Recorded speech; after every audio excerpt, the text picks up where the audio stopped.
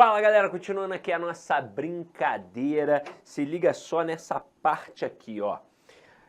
A dúvida entre adjunto adnominal e predicativo. Veja que aqui nós vamos falar sobre a palavra alegre. E a palavra alegre é um adjetivo. E aí, aqui nós temos que parar para bater um papo importante. Não tem quando alguém fala assim, para estudar para concurso você não precisa fazer uma faculdade de letras? Eu já escutei essa besteira. Gente, você nunca vai fazer uma faculdade de letras num preparatório para concurso, seja ele presencial ou online. Uma faculdade de letras demanda muito tempo, 4 anos, 5 anos, tem que estudar linguística, história da língua, latim, grego. Então para com essa papagaiada de achar que está estudando demais. Para. Você nunca está estudando demais. Na maioria das vezes está estudando até de menos. Só que é o seguinte, em alguns determinados momentos, de fato, você não precisa ampliar o conteúdo. Então, quando você vê o panorama das classes gramaticais, você não precisa aprofundar todas as classes gramaticais, ver tintim por tintim, tudo que tem ali. Isso é verdade. Então, por exemplo, quando você pega o adjetivo, você não precisa ver todas as flexões, todas as possibilidades, exaurir o adjetivo, mas você precisa saber duas coisas que são essenciais. Você precisa saber que ele indica uma característica e, obviamente, essa característica é atribuída a um outro elemento, a uma outra classe gramatical, e é claro que é um substantivo. Então você vai ter um adjetivo que vai indicar uma característica de um substantivo. Isso é importantíssimo. Sempre vai acontecer isso. Agora, tem a segunda coisa que você precisa saber que está atrelada a essa questão. Você precisa saber que o adjetivo só pode ter duas funções sintáticas. Duas apenas. Jamais 3, 4, 5, duas. Ou é um adjunto adnominal ou é um predicativo. Ué, mas o adjetivo não pode ser um sujeito? Não.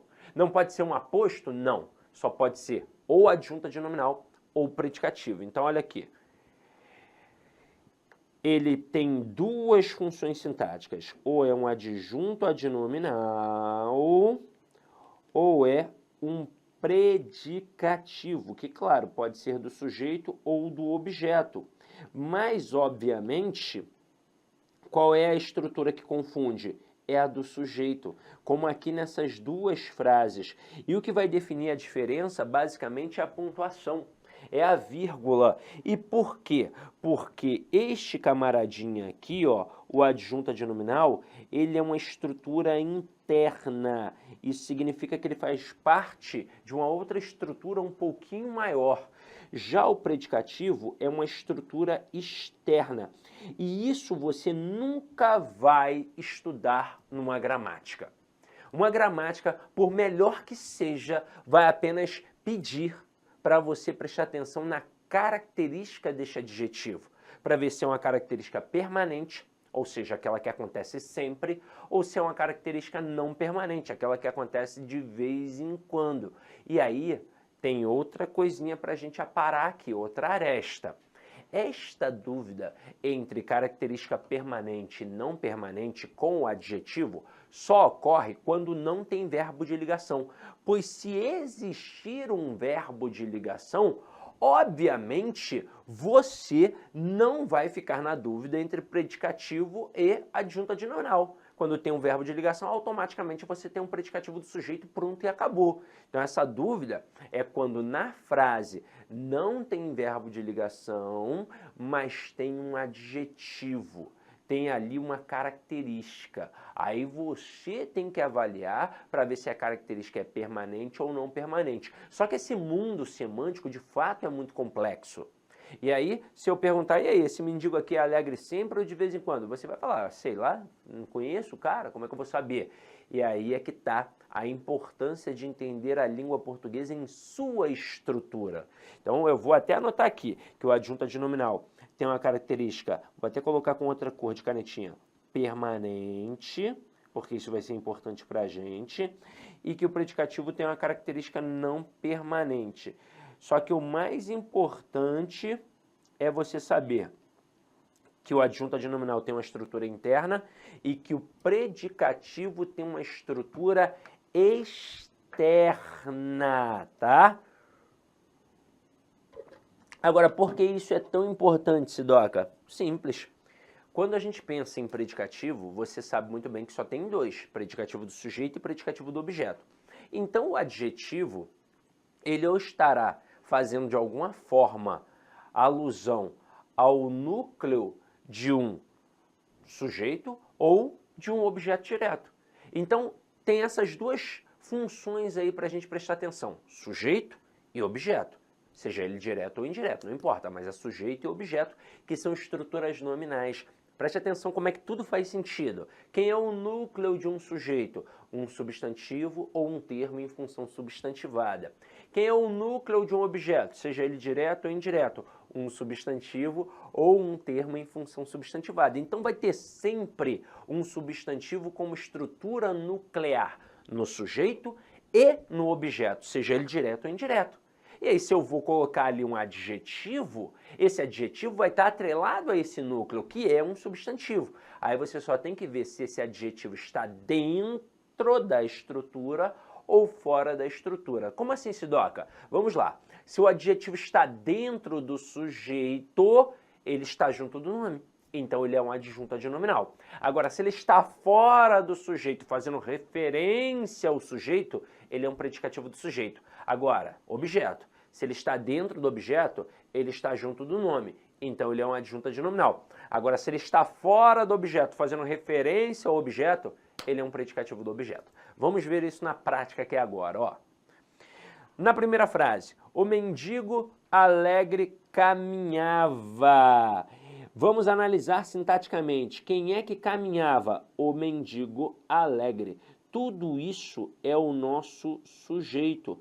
Aí eu te pergunto, aqui, quem é o núcleo do sujeito? É a palavra mendigo, que é o substantivo sem preposição. Aí eu te pergunto, esse camaradinho aqui agora, alegre, ele é ou não é um adjetivo? É. Ele está dentro ou não está dentro do sujeito? Tá. Ele está ou não está junto do nome? Tá. Então, sintaticamente, ele é o que a gente chama de adjunto adnominal. Veja que ele indica a característica, só que é uma característica o quê? Ó, permanente. Agora, na frase 2 ali, quem é que caminhava? O mendigo. Somente o mendigo é o sujeito aqui agora. Aí eu te pergunto, quem é o núcleo do sujeito aqui? Mendigo. Mendigo é um núcleo. E aí eu te pergunto agora, este alegre, ele está dentro do sujeito ou fora do sujeito? Fora. Mas ele faz referência ao sujeito. Então ele é um predicativo do sujeito. Veja que não teria como aqui pensar num adjunto adnominal por conta da vírgula. A vírgula impede que a palavra alegre fique... Eu pensei que estava jogando aqui na tela. Vocês não estão vendo tela, né? Que eu estou analisando, olhando aqui, estou escrevendo na minha mesinha digital. Olha aqui, ó. Olha, desculpa aí, ó. Eu estou aqui, ó. Olhando, passa aqui. Mas vamos lá. Tecnologia, né? Tecnologia. Quando é na sala presencial, né? Tá o quadro ali. Não tem como o professor pensar que está escrevendo no quadro e não está escrevendo. Ele está escrevendo. Então aqui, ó. Olha aqui, ó. Então, como a gente já salientou, na primeira frase... Isso tudo é o sujeito, o mendigo alegre. E veja que alegre está dentro do sujeito e por estar dentro do sujeito junto do nome mendigo é um adjunto adnominal e isso reserva uma característica permanente, ou seja, esse mendigo é alegre sempre, não só no momento em que caminha, ele é alegre quando está fazendo nada, quando está comendo, quando está, sei lá, tomando banho. Agora, na segunda frase, o sujeito é só o mendigo. E alegre está fora do sujeito, porém faz referência ao sujeito. E aí a gente classifica como predicativo do sujeito, inclusive porque a vírgula impede que a palavra alegre fique junta da palavra mendigo. Agora, o mais importante aqui para a gente são duas coisas. Uma questão de reescritura e uma questão de análise sintática, possivelmente. Primeiro, em relação à questão de reescritura, uma questão que você pode encarar aí. O camarada pega e troca uma frase pela outra. Então, eu vou colocar aqui, ó, frases 1 e 2. Se eu trocar a frase 1 pela frase 2 ou a frase 2 pela frase 1, né, tanto faz, eu vou ter algum prejuízo gramatical? Não.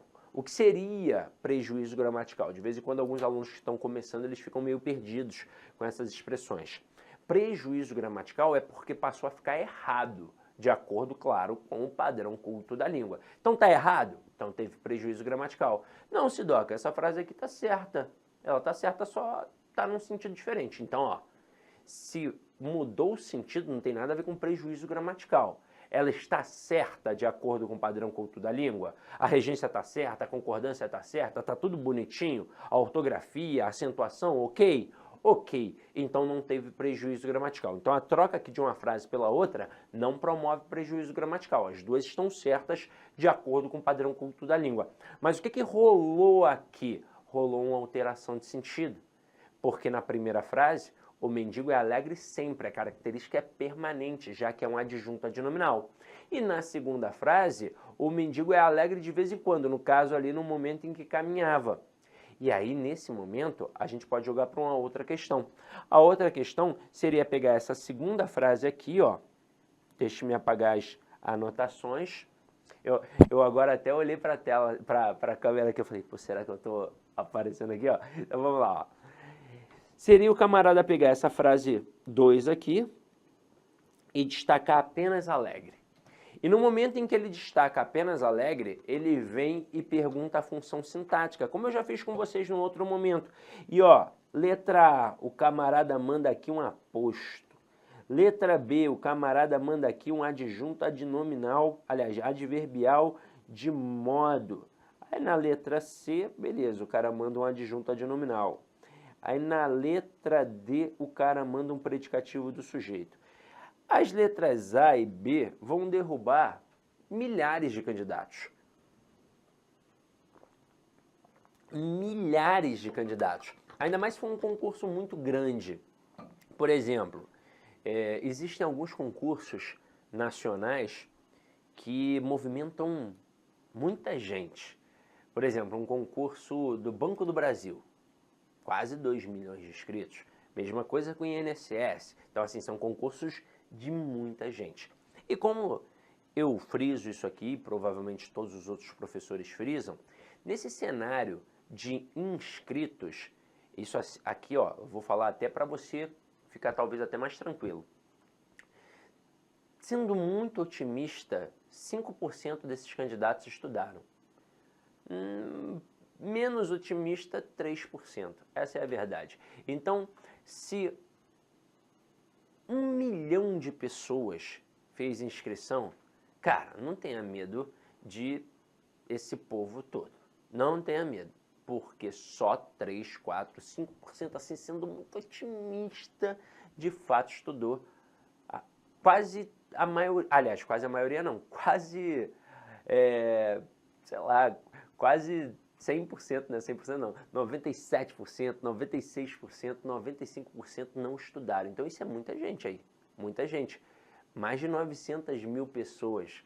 Se a gente pegar só 1 milhão e falar assim, ó, só 97% estudaram, aliás, só 3% estudaram. Isso significa que 970 mil não estudaram. 30 mil candidatos estudaram. É isso, nesse universo é isso. Aí tu ainda vai falar, pô, mas 30 mil ainda é muita coisa. Pô, de 1 milhão tá bom pra caramba, não tá? Então 970 mil, ó, fiz uma conta aqui rápida, ó, tô sinistro, ó, tô sinistro. Fiz uma conta aqui rápida. 970 mil pessoas não estudaram. Caramba, quantas pessoas vocês acham que vai errar isso daqui? Ó, eu vou falar, ó, no universo de 1 milhão, 30 mil estudaram, 970 mil pessoas não estudaram. Quantas pessoas vocês acham que vai errar essa questão aqui? Que vão errar essa questão aqui? Aí tu fala, 970 mil, né, professor? 980, 990 mil, 995 mil, porque até o cara que estudou, se bobear, erra essa questão. Porque muitos estudaram assim, ó, coisa rápida, estudaram por dicas e macetes, só mapa mental. O cara, não, eu vou perder tempo com videoaula, vou estudar só com mapa mental. Esses caras também estudaram, eles entram nesse universo, mas eles estudaram de forma equivocada. Aí o cara vem aqui e marca aposto. Por quê? Porque está vendo um termo entre vírgulas. E aí ele acha que todo termo entre vírgulas ou é aposto ou é vocativo. E aí, como eu frisei para vocês a importância da análise morfossintática, aqui é um adjetivo. Então jamais vai ser aposto, porque aposto é função de substantivo. Muitos marcariam adjunto adverbial de modo, porque parece o modo como um mendigo caminhava, mas não pode ser um adjunto adverbial de modo porque não é advérbio. Como é adjetivo, só tem duas funções sintáticas possíveis, ou é adjunta de nominal ou é predicativo. Só que agora... Olá, meus amigos, minhas amigas. Inicialmente eu peço licença a vocês, mas eu quero fazer um convite espetacular. Quer ser aprovado no concurso do TJ Pará? Então você para tudo que você está fazendo e preste atenção naquilo que eu vou dizer para vocês. Atenção. Para você ficar competitivo, para realmente disputar vagas nesse concurso, que vai ser um concurso muito disputado, muito concorrido, a prova realizar-se-á no dia 31 de agosto, ou seja, temos pouco tempo, você tem que ter uma estratégia de estudos. Você tem que ter uma estratégia. Você tem que ter uma estratégia, com base na estratégia, você tem que ter um plano de estudos, com base no plano, você tem que ter ferramentas para poder estudar e dar sustentabilidade à sua estratégia. Se você não tiver isso, você vai se perder no conteúdo infinito, você vai estudar, você não vai ter um balanceamento dos seus estudos, vai ter disciplina que você estará muito bem e outras disciplinas que você, quiçá, nem terá visto. Então você tem que ter metodologia. Eu quero aqui fazer um convite para você, um convite muito especial. Assista esse vídeo até o final, da nossa metodologia otimizada, que é a liderança acelerada competitiva. Professor Lac, eu montei uma metodologia específica, um plano específico para o concurso do TJ Pará. Se você assistir esse vídeo até o final, eu tenho certeza que isso vai te inspirar a estudar. Então ela chama Metodologia Acelerada Competitiva. Você vai ter 47 metas diárias. No total, ela é 100% baseada, né, a primeira premissa, ela é baseada na resolução de questões da banca do CESP. São 2.448 questões, metas de 50 questões por dia. 50 questões por dia. Cara, você vai fazer o loop, você vai chegar lá no dia da prova, cara, você vai nem acreditar. E essa metodologia nós temos focada para 4 cursos. Conhecimentos gerais para todos os cargos, ok? Aí nós temos uma focada para oficial, outra focada para direito e, finalmente, para pedagogia. Beleza? Vambora, né? Vambora. Começa quando, professor? Começa agora, né? Dia 14 aí, as metas aí, né? O pernilongozinho aqui. Ah, por quem que é LAC? Cara, LAC está 15 anos no mercado. Nós somos aqui do Mato Grosso, estamos expandindo aí nossas ações para o estado do Pará, graças a Deus. No concurso do TJ Pará, que foi a banca da FGV. A banca da FGV, na minha opinião, era mais complicada que a banca do Sebrasp. Nós tivemos 9.289 aprovados no concurso todo e 2.478 da LAC, inclusive o professor LAC estava aqui entre esses aprovados aqui, graças a Deus, né? Graças a Deus. Então você tem que ter uma metodologia. Então vamos lá. Primeira premissa, cara. Você tem mais ou menos 60 dias de estudos. Você tem que ter uma estratégia. Qual que é a sua estratégia? Como é que você vai encarar esse concurso? Você vai fazer cursinho, cara? Tudo bem, beleza, né? Cursinho é uma ferramenta, mas ele não te dá a estratégia. Ele não te dá a competitividade, né? E é muito lento essa aprendizagem. Então você tem que otimizar os seus estudos. Você tem que ter uma estratégia, você tem que saber qual que é a sua meta, a nota de corte, as ferramentas, ter um plano, vai estudar todas as disciplinas. Primeira coisa, você tem que conhecer a prova. A prova são 120 itens e nós aqui da LAC eu quero te ajudar exatamente nesses 120 itens. 50 itens de conhecimentos gerais e 50, 70 itens de conhecimentos específicos. Esse projeto aqui, tá, é um projeto específico para o cargo de oficial de justiça avaliador. Mas aqui dá para você ter uma noção. São 4 estratégias. Primeira estratégia, uma estratégia focada na disciplina, na área de conhecimentos gerais. Então, qual que é a estratégia aqui? Eu vou elaborar para você, está em produção, 47 metas de estudos, são 9 ciclos de estudos. A cada 5 dias de estudo, a gente muda o perfil de conteúdo das questões. E o último perfil, que é o 9º perfil, vai ser um perfil de revisão, que são 7 dias. Durante esses 47 metas, você vai resolver 1.010 questões da banca do CESP, provavelmente. Eu digo provavelmente porque tem questões que nós vamos ter que produzir, porque não tem no banco de dados. Padrão Sebrasp, 20 por dia, durante 47 dias, ou seja, 47 metas de estudos, né? E aí nós temos aqui conhecimentos gerais, 50 questões na prova, deixa eu ver aqui, ó. Então, língua portuguesa, que serão 10, ó, 10 de ética, 10 de administração pública, 10 de legislação e 10 de informática, né? Tudo isso aqui. Cara, dá para você fazer 2 vezes essa quantidade de questões. Você faz um loop. Cara, dessas 1.010 questões, cara, olhando no seu olho, a probabilidade de pelo menos 40 das 50 questões você ter visto no nossa metodologia é muito grande, cara. Então, nós temos uma planilha, todos os dias você vai receber no seu WhatsApp a meta do dia de questões, você tem as aulas de suporte, você tem tudo, cara, né? E a meta, claro, é uma meta específica aqui, que é a meta de oficial, né? A meta de oficial. Aí, como é conhecimento específico, são mais questões, você vai fazer 30 questões, então 50 questões todos os dias, sim. Vamos organizar por conteúdo, por assunto. É algo fantástico, algo que eu tenho certeza que vai te ajudar. Então, você tem a estratégia de conhecimentos gerais, conhecimentos específicos, aqui no caso, aqui, a gente vai oferecer o específico para o cargo de oficial de justiça, para o cargo de direito e para o cargo de pedagogia, onde nós temos bastante know-how nesse conteúdo, né? 30 por dia, 47 meses. A terceira estratégia é a estratégia de revisão geral, que é aquele sprint, aquela motivação. Aqui tem um número, tá um errozinho de digitação, mas aqui é 64, porque é 30 mais 34, né?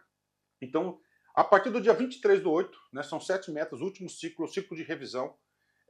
Aqui é uma metodologia muito pensada. Cara, você vai resolver 64 questões padrão da banca do CESP todos os dias. Meu, papo sério.